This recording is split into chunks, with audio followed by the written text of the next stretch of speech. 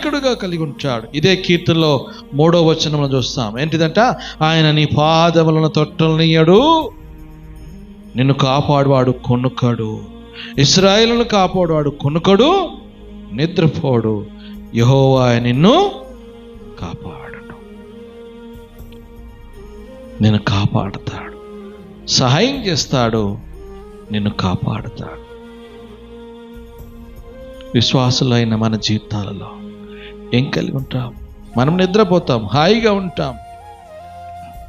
కానీ ప్రభు మాత్రము ఆయన నిద్రపోని రక్షకుడుగా కలిగి ఉంటాడు. మన జీవితాలలో మనం ఏం కలిగి ఉంటాం?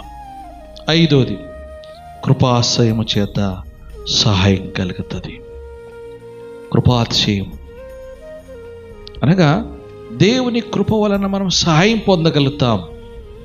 దేవుని కృప వలన మనం సహాయము పొందగలుగుతాం. అది